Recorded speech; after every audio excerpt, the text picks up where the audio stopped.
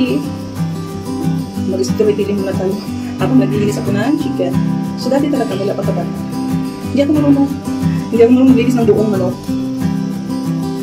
Ayun lang, kahit nung nasa abot ako, never ako makawak ng manok. Never ako naglinis ng manok. Taga-kain lang ako. So dito lang ako natuto.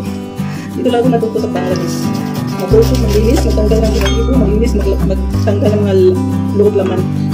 Ganun ako ka tamad. Kasi hindi ko alam kung ano to, i-curry ba to o i-fried chicken. Hindi ko na nahiwa.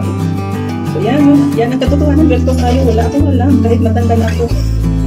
Wala akong alam. Dati, nasa mga 30s pa ako, never ako naglinis ng buong ano. Mula pa sa buhay, tanggalan ng balahibo, tapos ikat mo, gano'n. Natuto lang ng asawa at na pumunta dito sa Bangladesh. Ignorant ako dati. Paano linisin, ano unahin sa pagtanggal.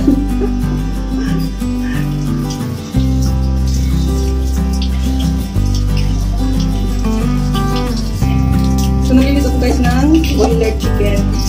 Baka i-fry nga ito kasi ayaw ni Mr. kumain ng curry. I mean yung boiler chicken curry, ayaw kumakain lang siya pag native chicken at i-curry mo.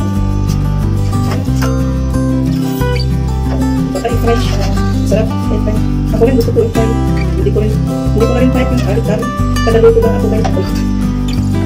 Tagaluto lang.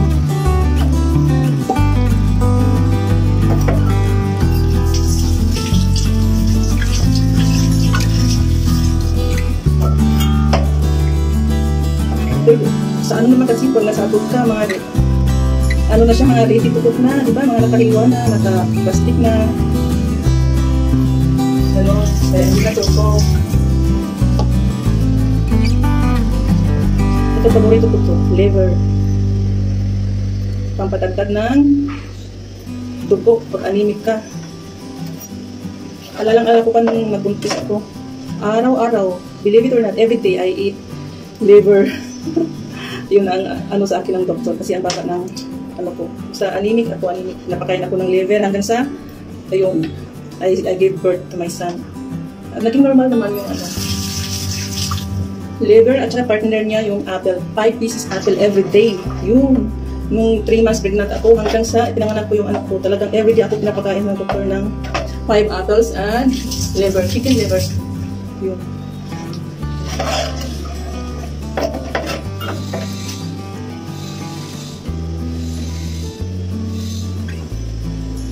Alam niyo ito, nung bago ako ito, tinatapon ko ito, tamad akong maglinis, maarte.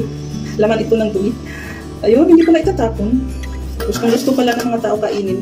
Kaya ayan, hindi ko na siya tinatapon. Dati nung wala akong alam, sabit sa abroad. Kumakain ako nito, pero hindi ko alam, ito pala yung laman. ito pala yung lagyan ng mga dumi-dumi. Malinis naman siya kasi nakapalot naman yung dumi. Ang tawag ito, butikol. Ano ko sa English, nakalimutan ko na sa bunga ako.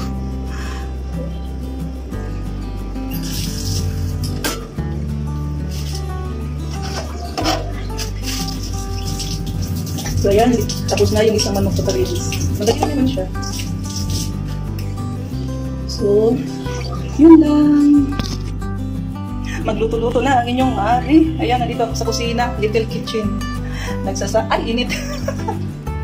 Nagsasaing pala ako. Tapos na yung kanin. So it's lunchtime. About lunchtime, magluto ako ng manok at may vegetable pa. Ano ba yung vegetable binili ni Mister?